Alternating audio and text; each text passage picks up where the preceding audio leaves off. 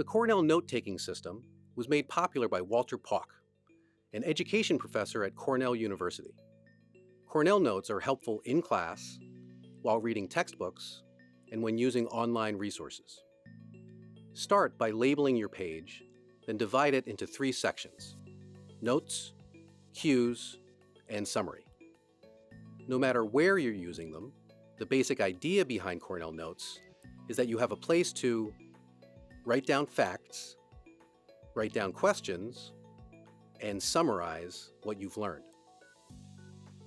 The Cornell Notes format allows your brain to work in several different ways, so it can help you understand and retain information.